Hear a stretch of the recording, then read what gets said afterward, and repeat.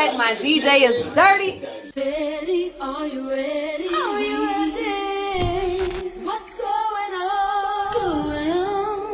It's Dirty Die. Dirty Diana. DJ Dirty Die. DJ Dirty Die. Dirty Show. Dirty Die, get it lit, baby. It's the Dirty Show. Yeah. See, it's the Dirty Show. Where you go to get familiar? For the culture, such a pillar and a winner. If you didn't know, now you know. DJ Dirty Die provide the ill vibe, diving deeper inside to lives of enterprise of dope minds. Blending mainstream with what's on the rise. Well known for the spins, let this be the next on replay. My DJ is dirty, respect the CJ. Hey. You are now tuned in to DJ Dirty Die.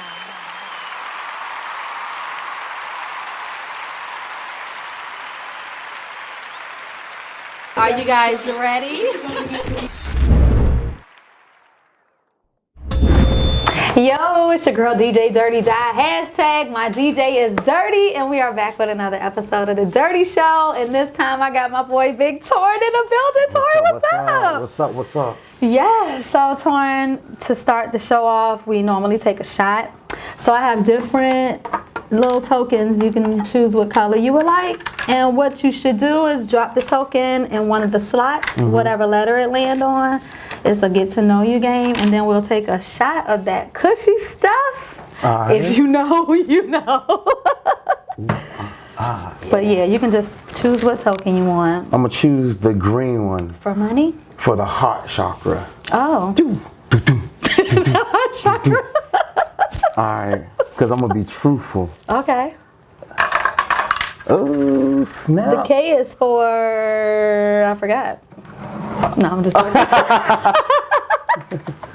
Okay, so before I tell you what the K is for, we're going to take a shot of that cushy stuff. So the D is for dirty, of course. And I'll give you the K.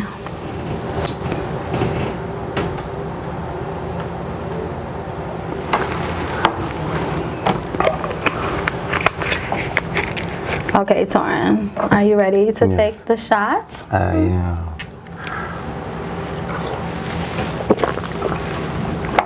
That tastes like some good old Kool-Aid going down, didn't it? Good. Okay, so the K is for knowledge, and I want you to give people knowledge about Torrin. Who are you? Just introduce yourself to the crew of people. Yes, my name is Torrin. Musically, I go by Big Torrin, and I'm a producer. I mean, make beats. I do film composition, which is film and TV, music for film and TV, and I coordinate my own events. Yes, and I'm a pianist, so that means I can get on the piano and play by ear. So that was the gift that God gave me. And with that gift, I was able to hone my skill. I feel like when you got a gift, it's in you. But then people will let you know, like, hey, you got a talent, you do this and that. I feel like once it's known that you have that knowledge of self, then you got to start honing it. And honing it meaning you got to keep practicing and making sure to ensure that your skill comes a demand. And when it's in demand, that's your brand, that's you. Word. Yeah, so I never thought about putting my brand in demand. Yeah, because once it's in demand, nobody can replicate you. Right. And so but the way you said it was like, wow, I never thought about it that way.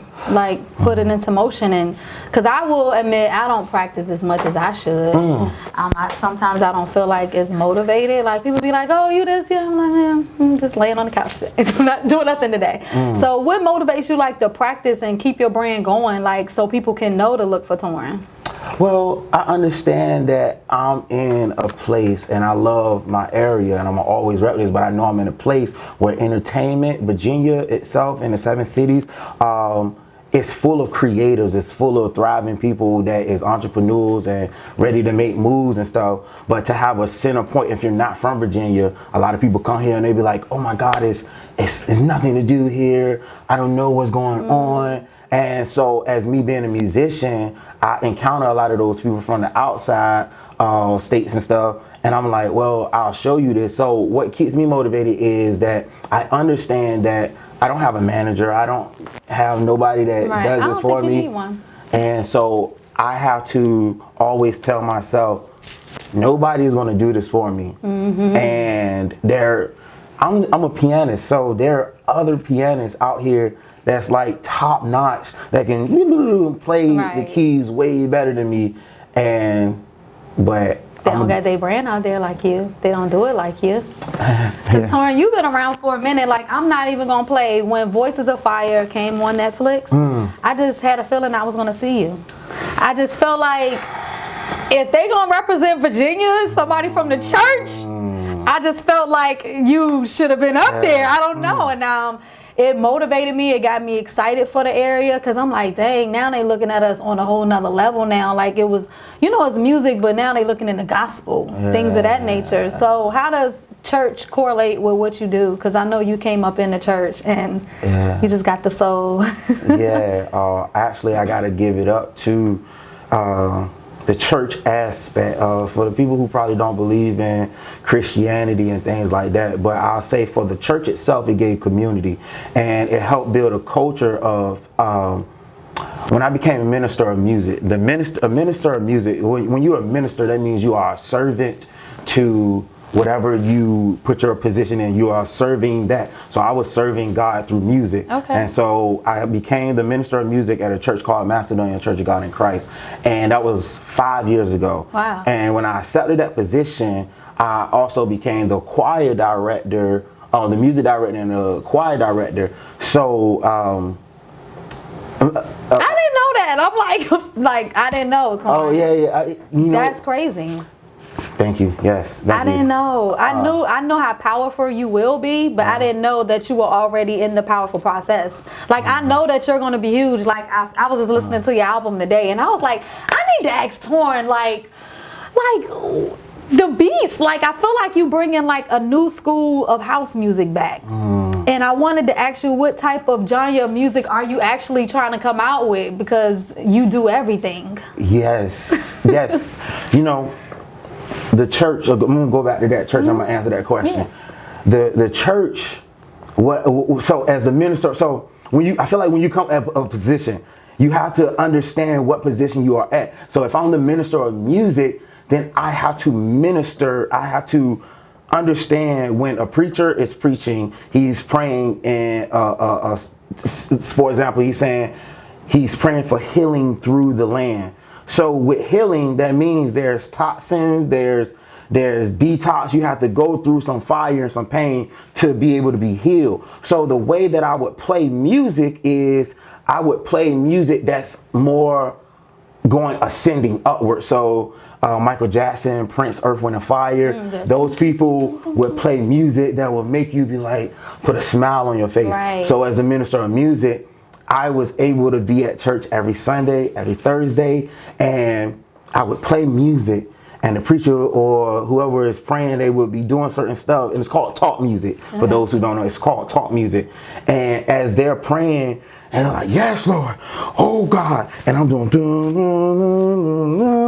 and everybody like, oh God. Yeah, you bringing out the Holy Spirit and everything. But as a minister of music, I have to know my position. I have to know and understand and go back to the drawing board that this type of sound right here gets these people, oh my God, and like come up to me after church, man, you sound good, man. You take me back. Right. And so I transfer that energy more so than a sound to my music, my original music.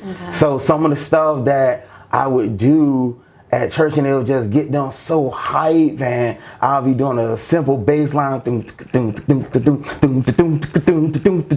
people just, some of them older heads, so they grew up in the 60s, 70s, so some of them probably thinking of like some disco and all that stuff. So I like to blend the area. Like, I know religion and spirituality is you're never gonna win when talking about religion. If you're a Christian person, an atheist, or Allah, Muslim, you're never going to say, nobody's going to be like, oh, you're right. It's just always going to be your belief system. Right. So what I want to do is just blend that joyfulness, that happiness, that positivity in my music for all people. You know what I'm saying? And that's what church helped me see, being that I did it every Sunday, then every Thursday as well. And testimony service on Thursdays. Testimony service this is what testimony service is.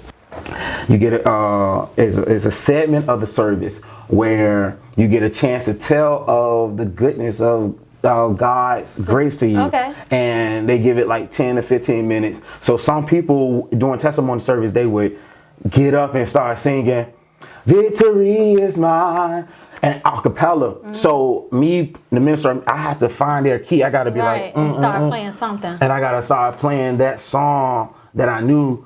That helped me when I played at open mics. Because that's how I met you. You was playing at open mics. And that's what I like. Because I was like, oh, he just play anything. And I'm like, let me just go over here and groove out with the band. Like, I'm not even an artist, but that's how y'all made me feel. Yes. So that's why I'm like, that's how your music make me feel. Who's your, who inspires you?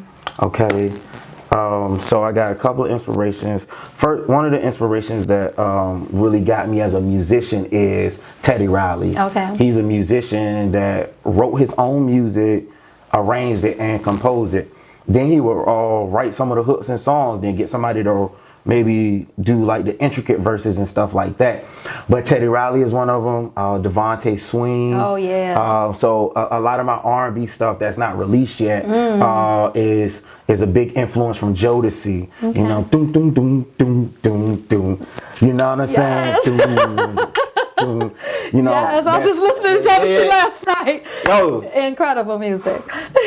But what I realize is what I'm influenced by is these musicians that I'm influenced by, they are influenced by other people that they grew up on. Right. So I would go back and listen to stuff that they would listen to. So it's not really that it's the person, it's more so of the energy, the frequency that they tapped into, that I'm a part of that culture. Gotcha. Then whoever like my music is a part of that culture. Right. It's just a trickle down effect, well, a trickle upward effect. Let's use the better wording. Trickle upward effect, and to where we can be like, yo, you got a whole culture of good, solid musicians, artists, artisans. I'm gonna say artisans. Artisans. I like that. Artisans. Because like I look at myself as like, some people are like, oh, you do music, man. You're like, gotta be cool. I'm like, man, picture a construction man. He get up 6 in the morning. He got his phone,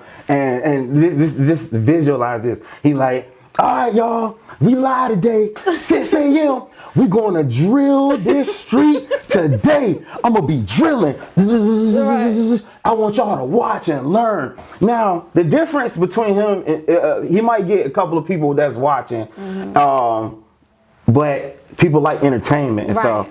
But his mindset is, he's doing it for the greater good of this street. Maybe somebody got to ride a bike, walk or something. His positioning is to fix this street as a construction worker or whatever. And he pays the street, he do it. My mindset is the same. So sometimes I might have a lot going on, but I'm not like, some things I'm just not like, hey, look at me.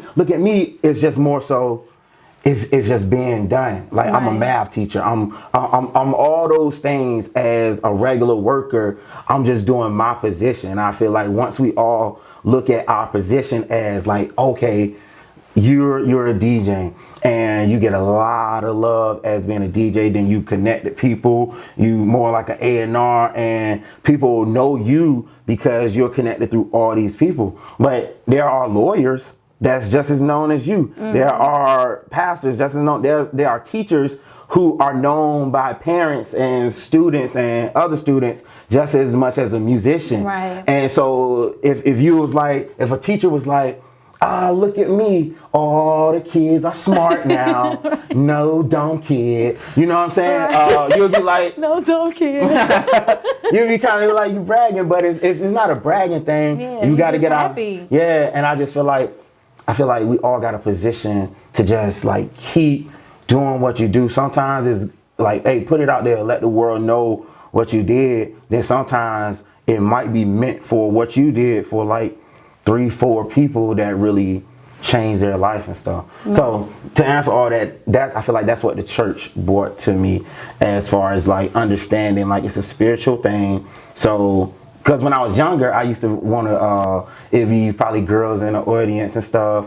And I'd probably try to, I'll be playing something in church. Then I'll look back and I'm like, some new girls here. And I'll probably do something like, dun, dun, dun, dun, dun, dun, Get fancy with dun, it. dun, So dun, we dun, know. dun, dun, dun.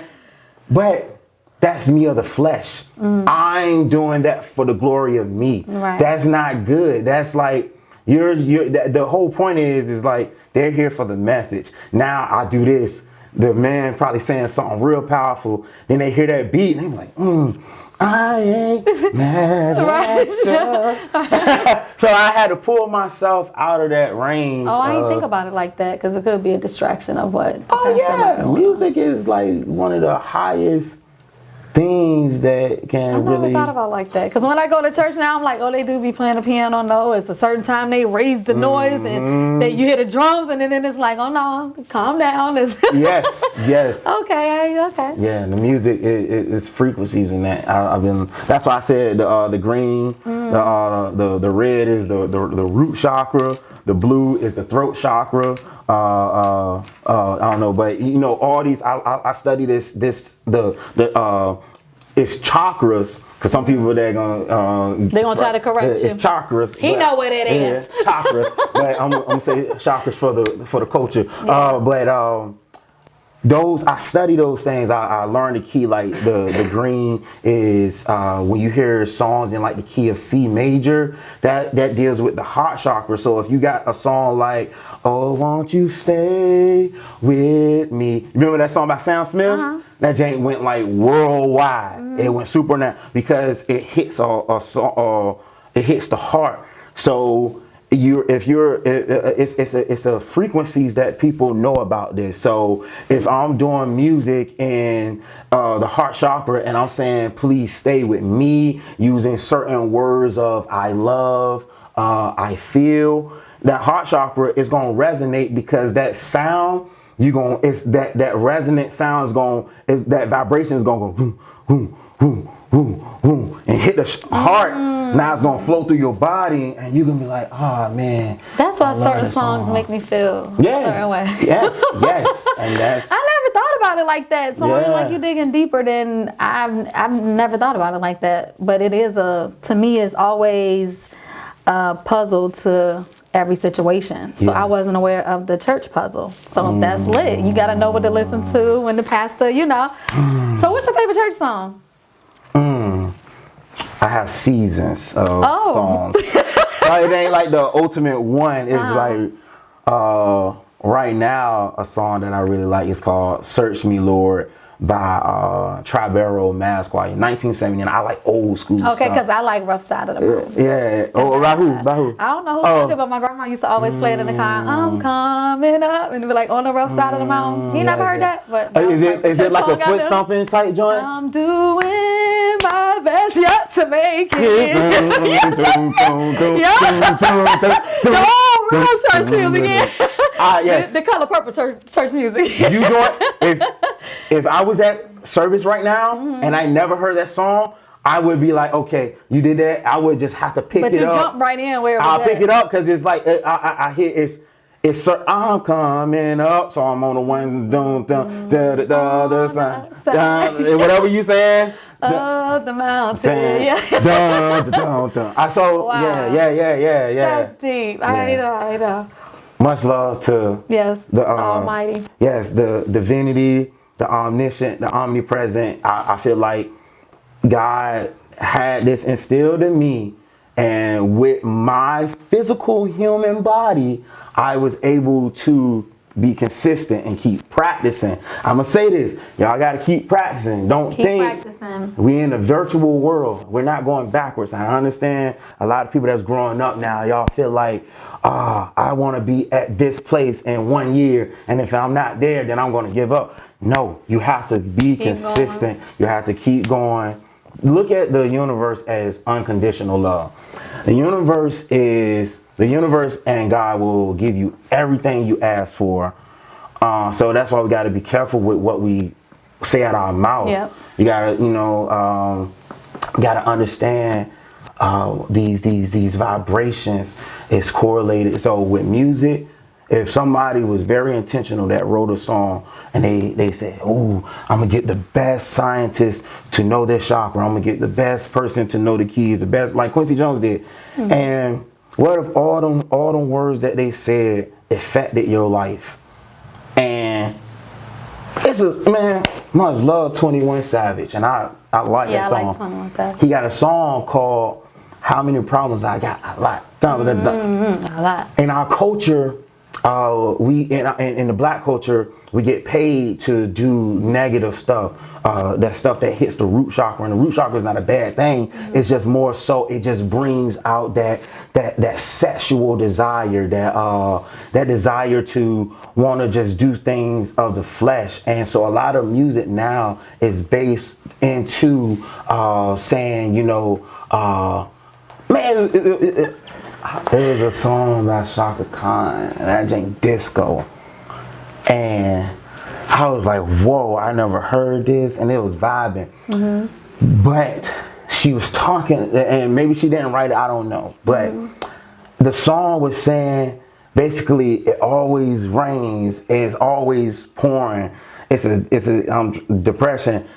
And I almost put this song on my playlist, but me being intentional with what I receive, I was like, I can't put it on my playlist. But that's how deep I go with like being like the music and the frequencies and the stuff that we listen to. You know what I'm saying? Right. You don't want to have no dis-ease in your body. Some people be having certain stuff going on, and you're like, I don't know how I got it. It's like the mind, body, spirit, what you eat, what you've been hearing. Yeah, it's going. So that explains the whole album now. Yeah, what? All your album, every song is catchy, but the vibration, it makes me happy. Yes. The words are all of that. Yes, yes. What's your favorite song on your album? Tell them the name of your album. The name of my album is called Makes Me Move. And it makes you move. And it's 5 records up there. I'm gonna win. The first record is called I'm Gonna Win. The second one is called Releasing. The third one is called A Gift to You. The fourth one is called Makes Me Move. And the fifth one is called To Be There. And yeah, to answer which one is my favorite, I'm gonna win. That's what's stuck in my head because I feel like I'm gonna win. Yes, so yes. when I hear it, I'm like, yeah, I'm gonna win. You know, for the camera's sake, because I don't want nobody to try to follow my words, I'm gonna say whatever one. If you hear the album, check it out. But something that like I said, seasons. I have seasons of songs. I'm Gonna Win and To Be There. Those be like my main 2 that I go to. Then A Gift to You is me speaking, saying find the balance, be brave, Yes. act quickly, trust your instinct. The moment is right. Yes. All is a lie. All is a lie. Yes. That was stayed in my head for a few nights. All is a lie. Like the way you said it. Yes, like yes.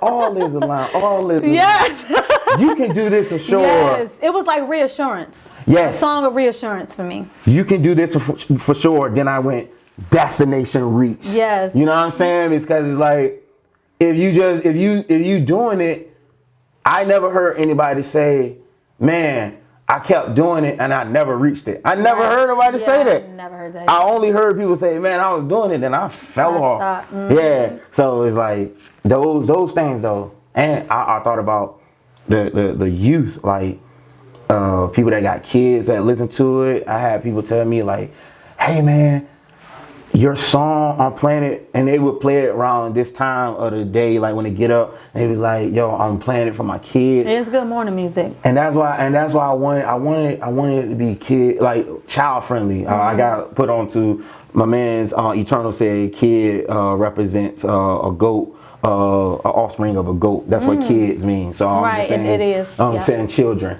So children that's younger than 10, and you know when you're a child, your mindset, you're just singing whatever is on. Yeah. And that's why I want them to grow up on that. Grow up on good positive music. Good positive music and telling yourself you can Do it. You know what I'm saying? I like that. If you're if you got all this power in one finger, you got all this melanin, you got all this strength, you got all this power, and you're never told that, then you told that in your 20s or 30s, you gonna work to like, to realize like, I'm strong. But if you're told that as a youth before 10 and 13, it'll be instilled in you. You're gonna be doing stuff that when you at your 30, you doing at a teenager or at young adulthood. So I just feel like it has to be in that. And this new age is happening, man. Everything is going digital, yes, virtual. Yes, we're not moving backwards. We always have to understand when stuff happens, it only goes that way. Think about VCR. Remember when VCRs, you put that junk in? Well, beta. I'm that old. If you don't know about it, beta then VCR. see, I think beta was right before my time. VCR, okay. If you never use a VCR, and a lot of people hasn't now. We're in 2020. They got DVDs and stuff, and a VCR, you have to first get the tape first. Hey, do y'all remember this back in the day when you were younger?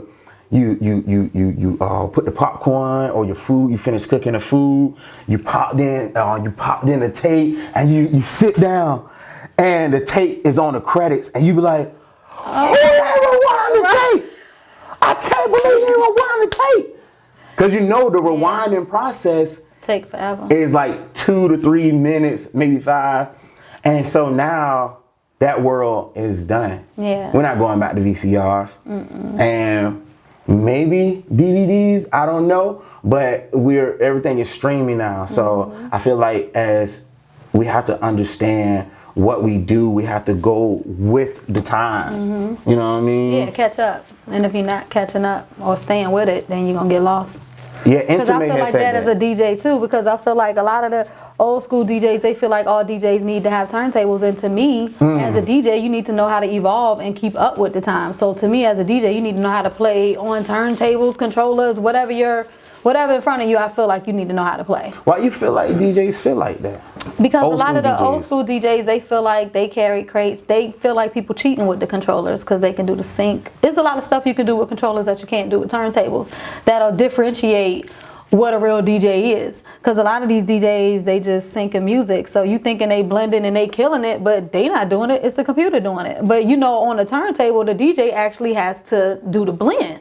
You can't just have a record on one side and playing the acapella and got the wrong instrumental. You actually have to blend it yourself. So that's why a lot of them feel that way. But to me, I feel like as a DJ, you need to know how to do all of it. I feel like you need to know how to hook the equipment up. Like, I feel like you need to know all of it. So that's just how I feel as a DJ. But a lot of DJs like Kid Capri, like that DJ show they used to have on VH1, he did not have respect for anybody that did not know how to DJ on turntables. And to me, as a DJ, you should want to know how to DJ on turntables because that was the first set of equipment to come out. So to me, you should know. But the cost of turntables is like, it don't make sense, because it's like you can get a whole new controller for $300, my nigga, and DJ a whole party without having to buy needles, a turntable, a mixer. It's just so much stuff you have to buy. So I understand it, but I also know what's affordable and what I can get cheap. You know what I'm saying? So yeah, it's different for DJs. People don't look at stuff like that, and I just feel like you need to know all of it. But also as if you are a person that's at a party.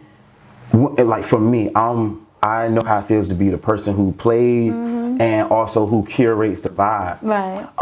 But I also know how it feels to be the person that's just like, oh, this DJ rocking. Right. In my head, I'm not real as the audience person just there mingling.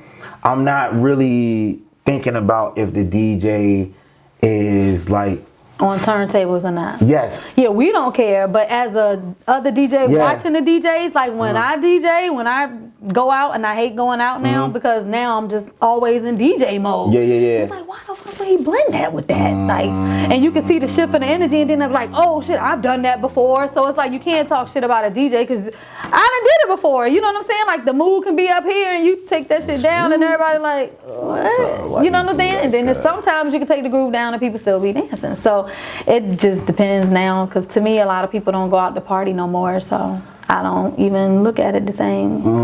To me, people go to critique, to meet people. Yeah. They don't go to hear the DJ. And the DJs, to me, that they think rocking is not rocking. Hey man, for people watching this, I feel like you a generation older than me, right? Mm-hmm. All right, yeah. I think so. I'm 31. Yeah. Okay, 10 years, I got you. So we got a whole 10-year gap. So I'm right there. I grew up on the turntables and stuff. Then I grew up out like during high school, out of high school. That's when it started going into the syncing and control. And so I got both worlds. So for me, I'm like, hey, you just gotta keep up with it. And it's less equipment too. Like, don't nobody want to care like me as a girl. I got security just to bring all that shit in. Like, I got security just for my speakers. That shit is heavy. I wanted to ask this, as a DJ, do a lot of guys be trying to holler at you as a DJ? Well, I take security with me, so they don't know who security is. So that's my cheat code. But they do try to holler. And it's like, nigga, I'm working. I give you a number. Like, I can't even hear you. I'm trying to figure out what song I'm trying to play. What do... But then they think we hoes too, so it's like, we like rappers. It's crazy. When guys approach you, like, I'm feeling you on something, like, what are they attracted to you about what is it that attracts them to you as a DJ? I don't know. You don't know? I don't know. I don't know. I guess it's the music. I don't know. Because then it's like, oh, you know a bunch of niggas. And then it's just a whole nother issue. It's like, dude, I know a lot of people because I work with a lot of people. It's like, if I can connect the dots for anybody, that's what I feel I'm here for. So when people think I'm being extra friendly, it's like, no, I know them. I've worked with them. And guys don't like friendly women. So it's like, for me being a DJ, I would say that's probably the most difficult part of dating. Because either they think you're a hoe, or you know everybody, or you just know too many niggas. You just know too many people. I can't win. And it's like, I'm not fucking none of these people. Right. It's strictly business. Yeah. Most DJs, women DJs are. And because I be seeing all these memes, if she speaks to the security, she speaks to this, I can speak to everybody in the club because I worked in the club. If I'm DJing at a club, I know the security. I know the DJs. Like, it's like all these crazy memes. They be like, oh, if the girl talk to the DJ, she's out there. It's like, it's so many different memes now that try to tell people who people are. And it's like, dude, I'm just the DJ. But yes, I know the bouncer. I know the fucking cook. I know the bartender. Yes, because I'm getting service while I'm there. Like, I know these people. Wow, so I didn't even know that was something that you as a DJ... That's like difficult. And then I do a bunch of other shit too. And then it's like I'm always interviewing people. I know too many niggas. I know all the rappers. I know everybody. So it's like a lose-lose as far as when you tell people, oh, like, you cool, and they love it. But when it's time to go to them gigs and they see people in your face and it's just, oh, you in everybody's face. And it's like, dude, they were speaking to me, but anyway, what song you performing for us today, Torrin? How many songs? What you gonna do for us today? Because I'm excited. Is it gonna be off the new album? Yes. And I have a good friend of mine with me. Yes. His name is Courtney Lawrence. In the building. My man's. Let me tell you this. This is how divinity is. I met my man's Courtney last year. It was this event outside at Utopia Finney out in Virginia Beach. And I can play the drums too. I can. Oh, okay. Yeah, I can play the drums. And it was him and this other girl, Amalia. She was on the bass, and they was just gonna groove out. And I think Amalia was like, "Hey, you want to play the drums?" I was like, "What song y'all doing?" And they was doing "I Want You Back" by the Jackson 5. Oh, okay. Your kind of vibe. So I got on the drums, and I started vibing. And we was grooving, dude. And Courtney was nice on the guitar, and I was like, "Word, that was a good vibe." So then I had to perform, and this was before me and him. The way I met him through. We didn't really get to talk or nothing. He was like, "You about to perform with us?" I was like, "Yeah," and that's how we met. And then he was sitting in the crowd, and I was playing with this girl Alexis and on the keys. And he was just staring at me. And he was looking, and I was like, oh, I must sound bad. This dude must be judging me, yo. Because he was staring at you, just put he you on was the like spot. that close, like not too far from where the camera person at, and he was just staring, and I was like, okay, all right. And so I didn't know that, and we just talked about it this year. Wasn't it this year? Yeah, we talked about it this year. I was like, bro, I thought you was like judging when you was listening to me. He was like, nah, man, like he went to Berkeley college, so you gotta be in there to be in there. So he got theory under his belt. He's real musical when it comes to knowing knowledge musically and breaking down everything. So he was like, no, man, when I really am listening to somebody, I like to study them. And I really like to hear what they're playing. And, and I was like, wow, I didn't know that he was like studying me as a performer, as another, how you just said, when you see another DJ out there, that's how it is as musicians. When we hearing people playing, we just listening. And we're not trying to judge. It's just like that's where my ear goes. This is what I do. So me and him came cool, and we started getting up. I was like, hey, you wanna link up? And we linked up, started doing some music. Then he joined my band, Fusion Groove. Fusion Groove. And my band, Fusion Groove, I was doing that for like a year and a half, 2 years by myself with just a drummer and the keys, me. And when I met Courtney, it was like the piece of the puzzle. Yes. Because Courtney. Like Muddy Waters and Homeboy. Courtney is I love Cadillac Records, but those movies I really Yes. I like, so you asked me who I was influenced by. I really want to put this out to the universe so y'all can understand.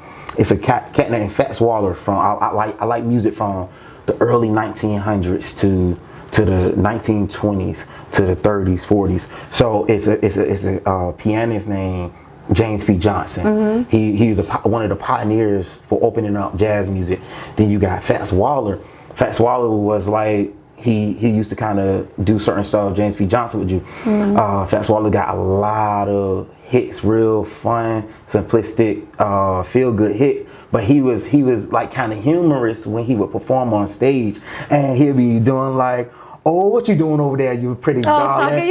And so I do certain stuff like that when I perform because it works. And the people that I'm influenced by is Fats Waller, Heavy D, and gospel artist, musician Timothy Wright. Okay. All three of them are Geminis. I'm a Gemini. Wow. And so I didn't know that they all were Geminis.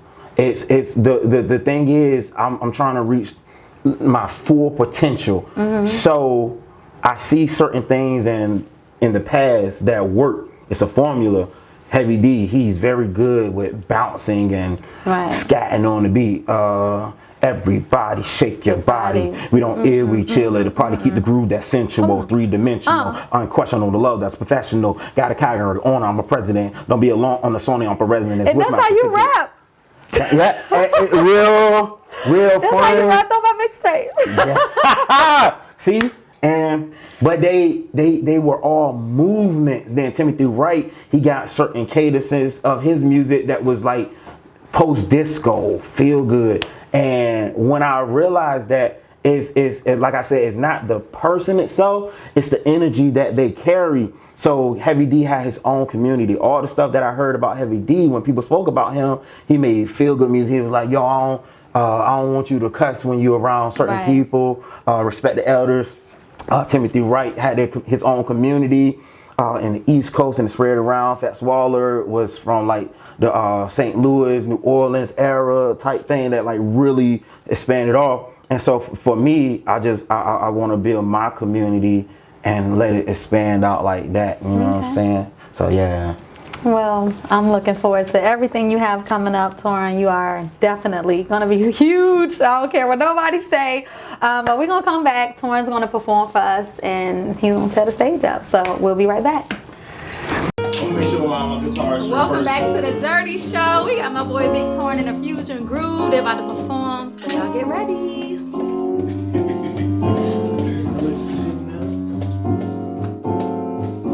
What's up?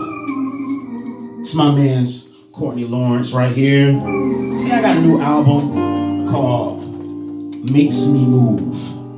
And what makes me move, it's just a 5-song EP, and it'll just get you in the groove. One of the songs up there is called To Be There.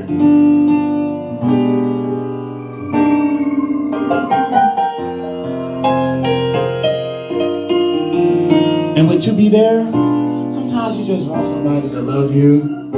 You just want somebody to care. You just want somebody to just really be there.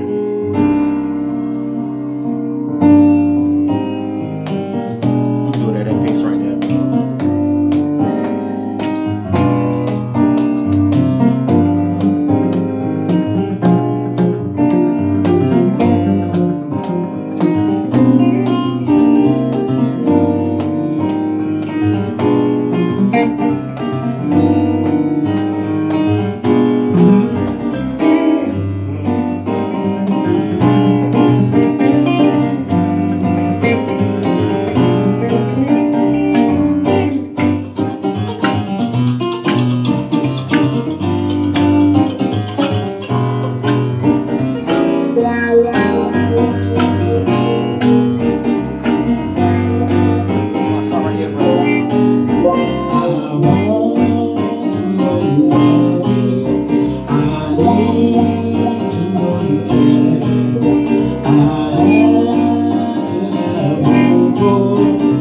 Someone to be there.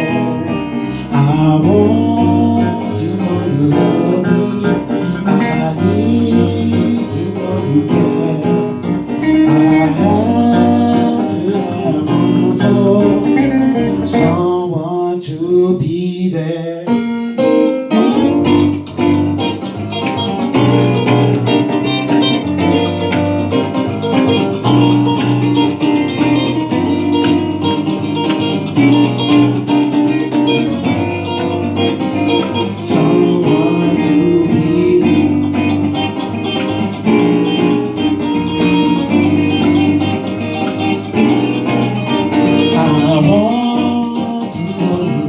me.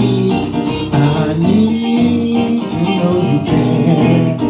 I have to have room for someone to be there.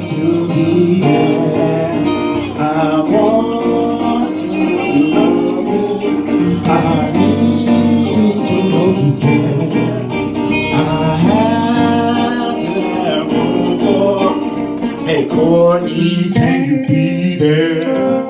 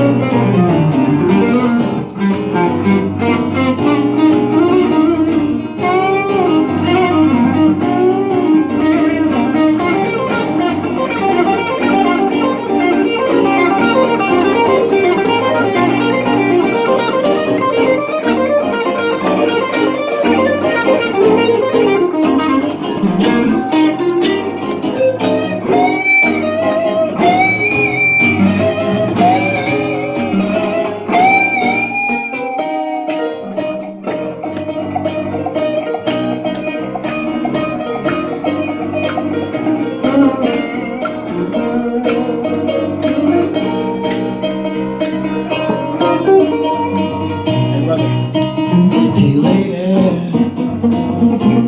you know I really love you so. And baby, you know I won't let you go.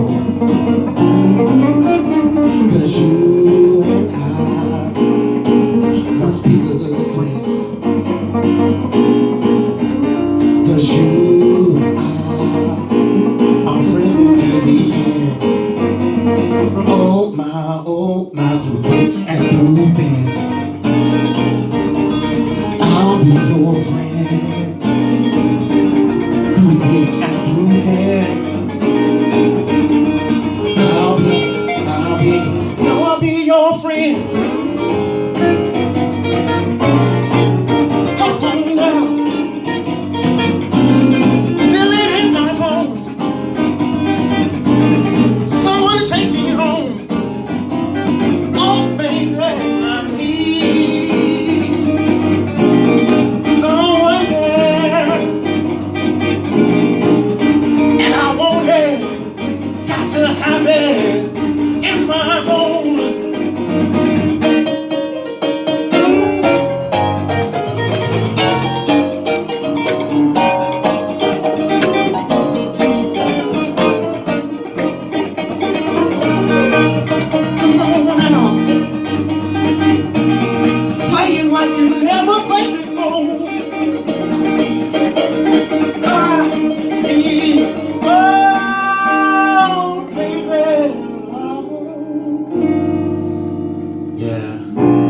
man, Big Torrin, y'all. You can follow me on social media, Big Torrin, on Facebook, Torrin Perget.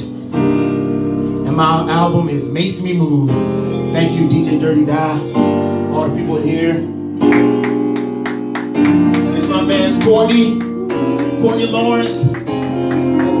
His name is Courtney. And he plays the guitar. But let me tell you something. This is a good friend of mine. We got a band called Future Groove. And we wanted y'all to just live free and stay positive.